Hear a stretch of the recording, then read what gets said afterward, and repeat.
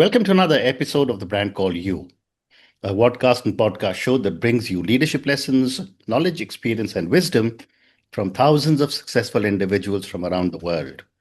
I am your host, Ashutosh Garg, and today I'm delighted to welcome a well respected expert from the energy sector talking to us today from Boston, USA, Michael Lee Anderson. Michael, welcome to the show. Hi, pleasure to be here. Thank you. Thank you.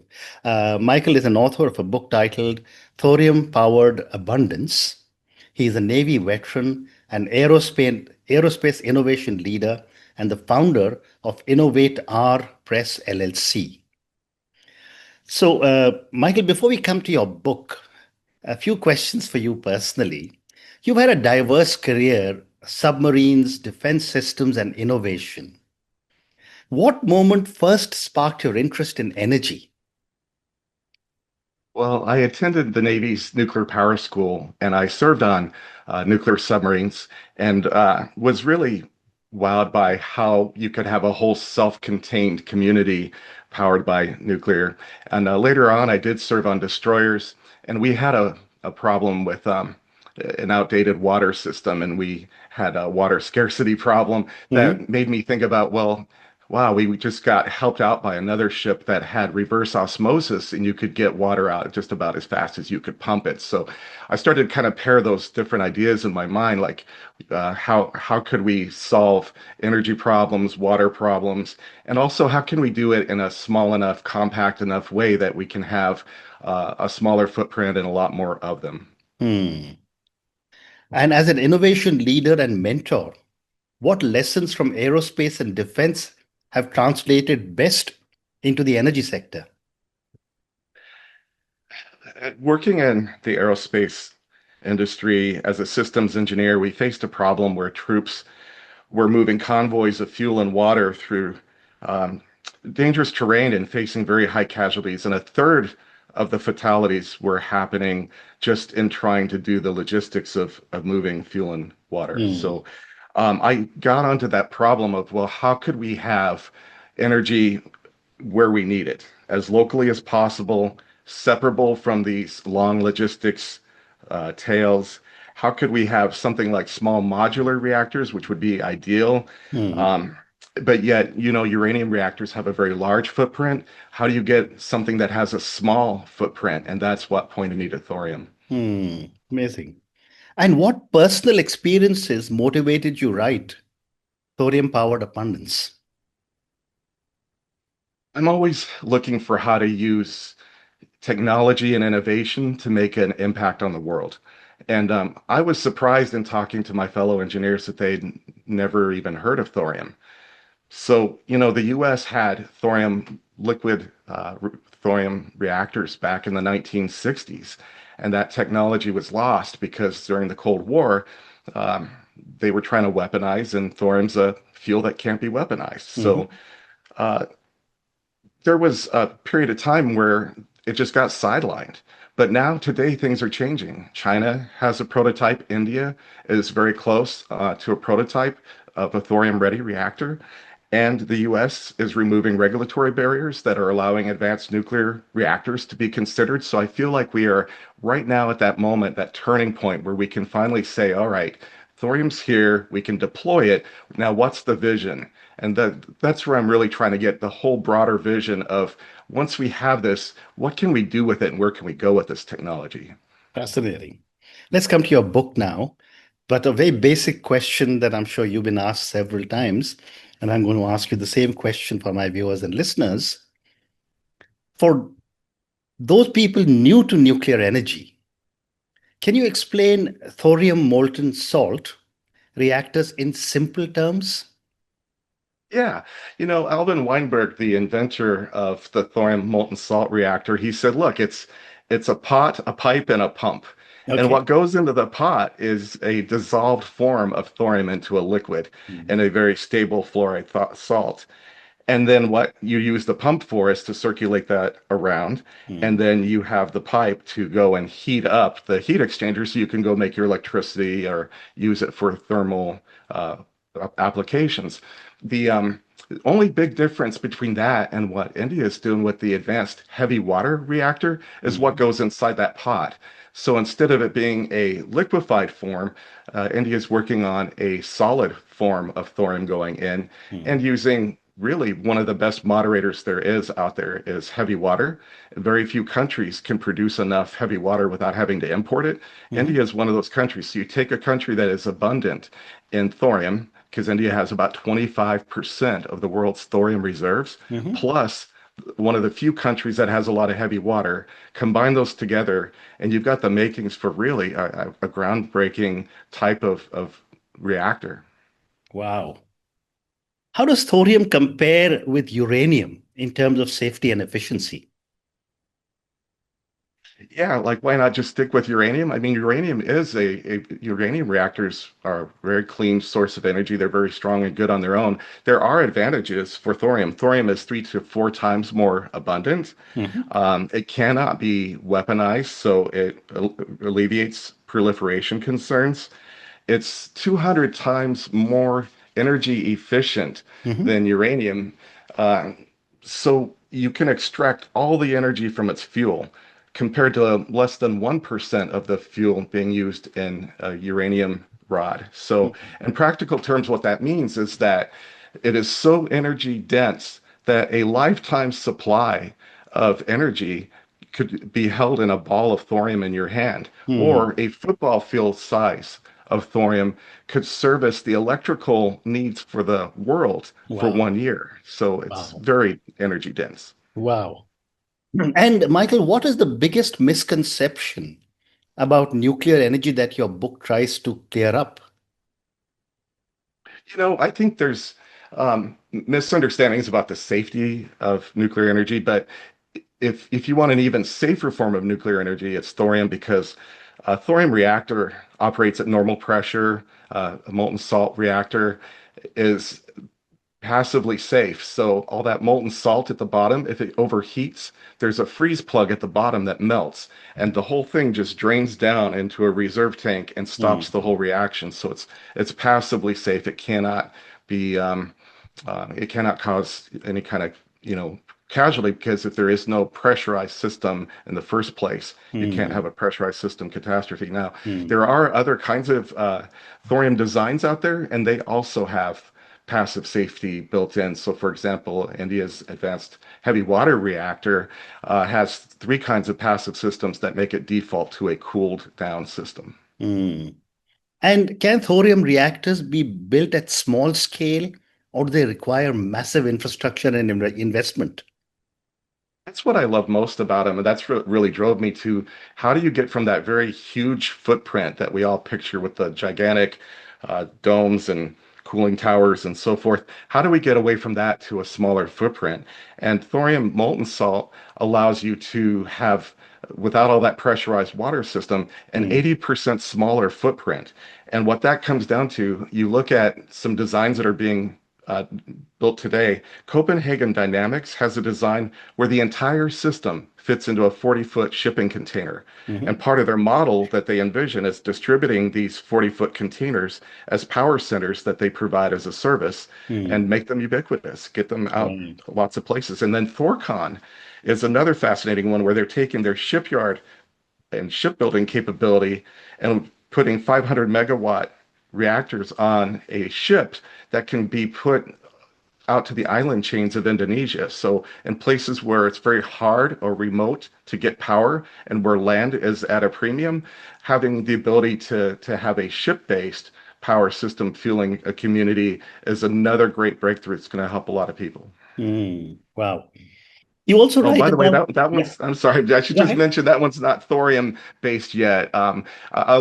Because of regulations, a lot of countries are having to stair step and put out a uranium deployed one first and then get Mm. to thorium later until when the Mm. regulations catch up. I should just mention Thorcon has a plan to get to thorium based, but they're not yet. Thank you. Thank you.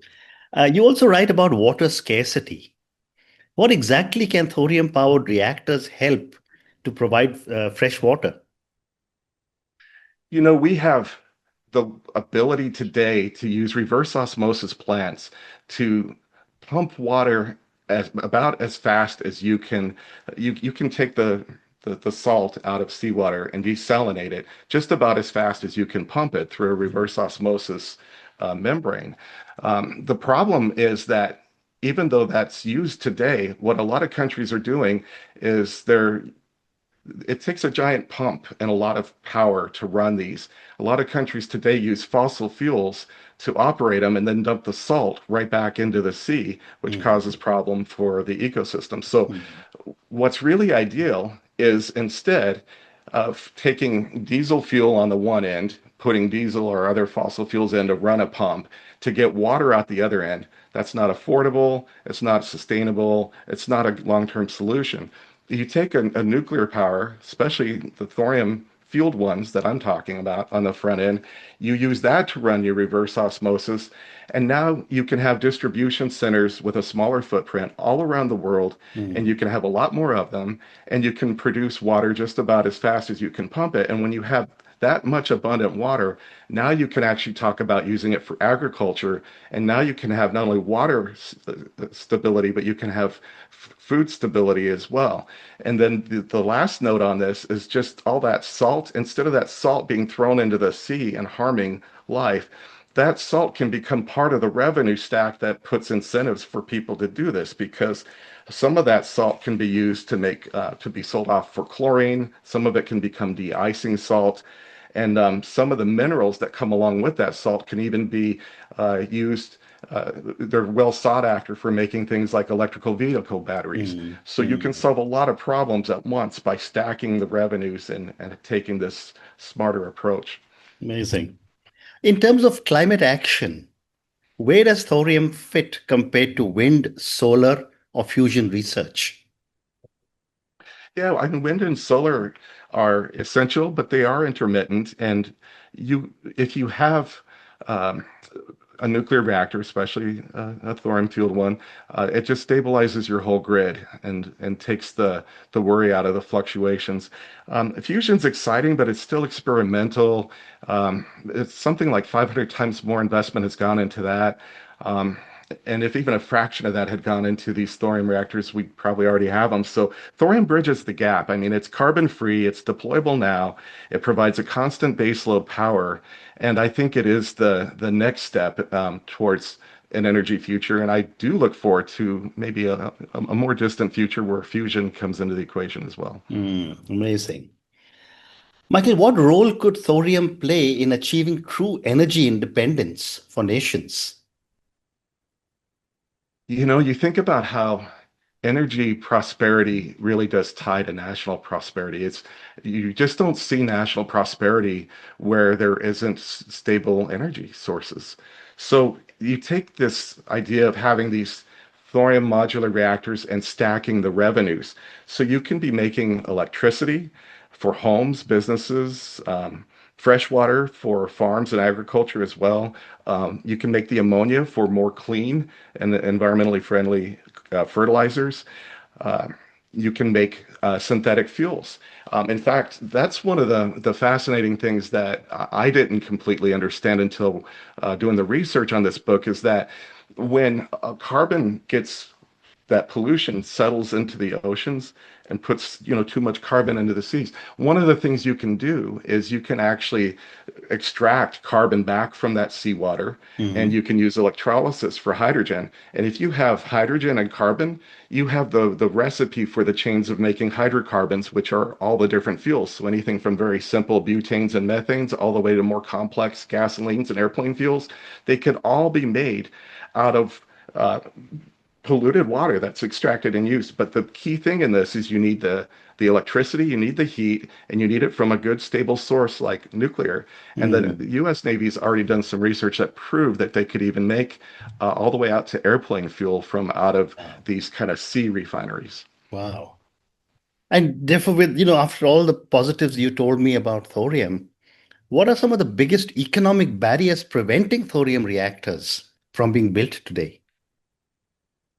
Yeah, the biggest barriers really aren't scientific. The engineering problems can be resolved. There are some tough problems like how corrosive a molten salt can be. So maybe getting the chemistry right for molten salt reactors. These are some things that still have engineering challenges, but the real challenges are regulatory and insurance based. So China's thorium prototype reportedly cost around $3 billion due to all Mhm. the initial research that had to go in. But once you have a public-private partnership where it's been de-risked and then investors are able to see that they can be built, and once the regulations come down and the insurance comes down to make them buildable by private industry, now they can be commercialized. Now, at that point, that's when they can become a lot more ubiquitous and useful. Hmm.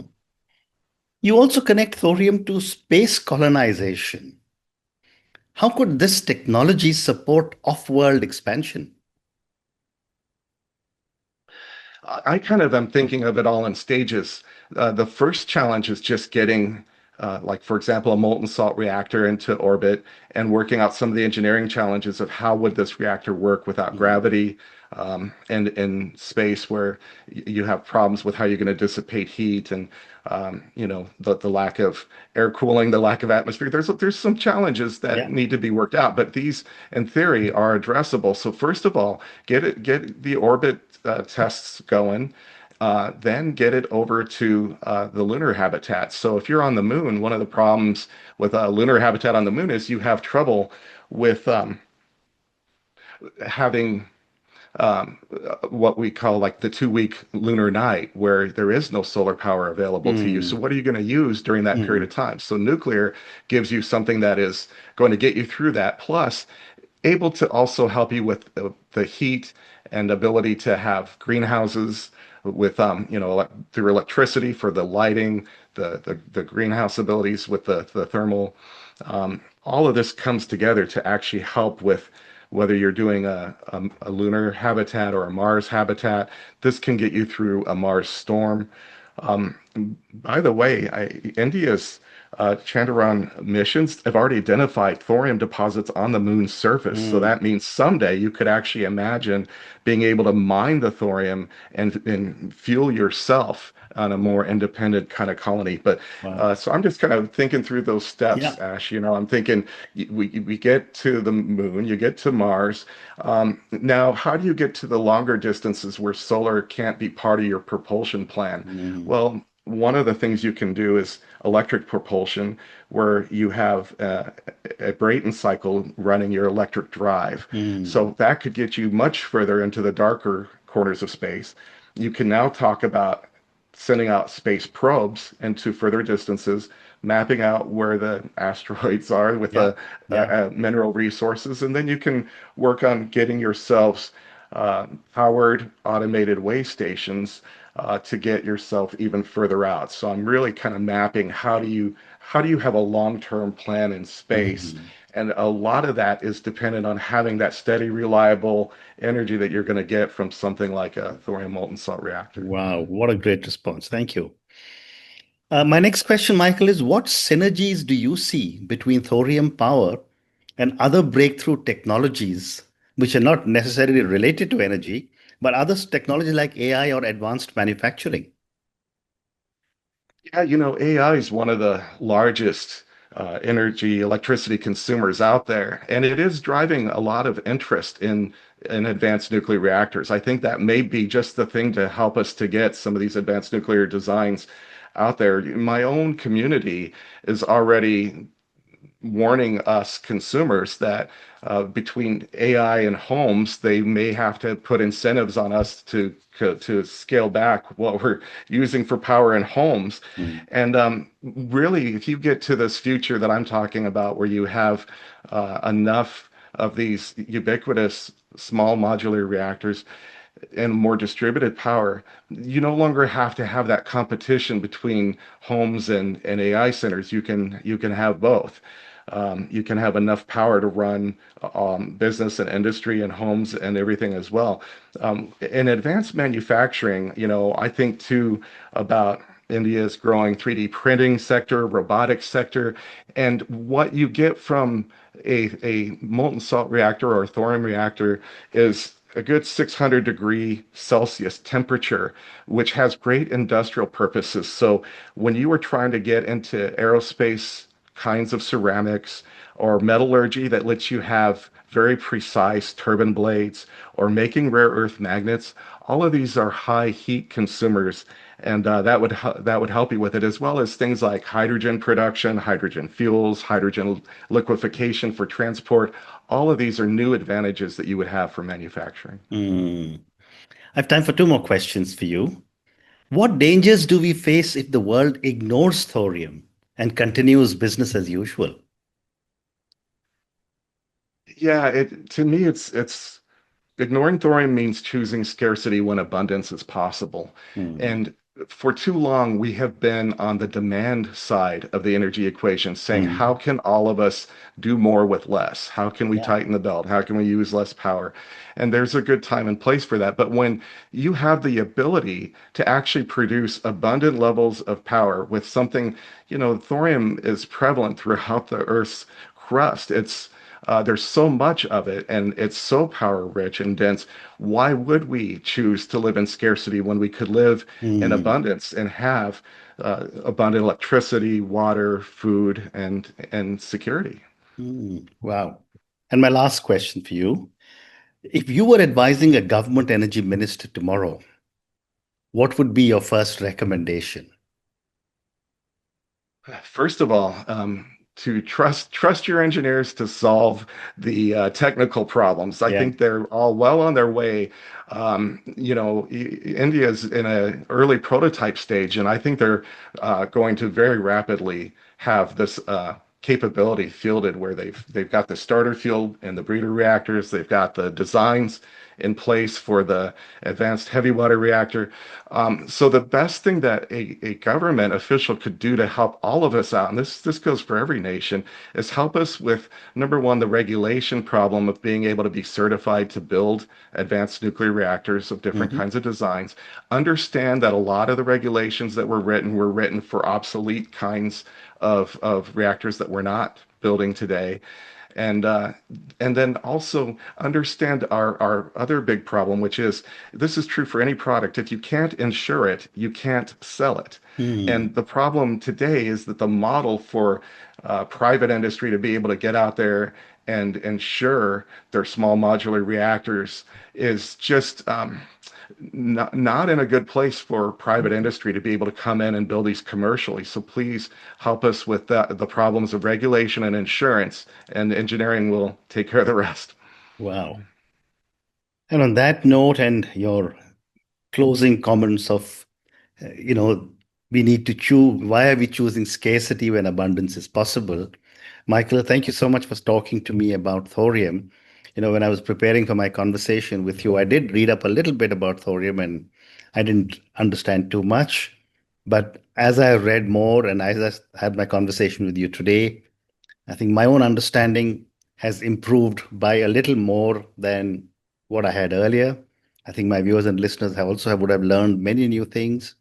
I do sincerely hope that a lot of your recommendations are adopted by countries which are energy deficient, like India, and I'm sure all the vision that you have given of possibilities of exploring space because of the power that can be generated using thorium in our interstellar bodies will be quite fascinating. Thank you again for speaking to me, and good luck to you. Thank you so much. A real pleasure. Thank you for listening to the Brand Called You videocast and podcast, a platform that brings you knowledge, experience, and wisdom of hundreds of successful individuals from around the world. Do visit our website www.tbcy.in to watch and listen to the stories of many more individuals. You can also follow us on YouTube, Facebook, Instagram, and Twitter. Just search for the brand called You.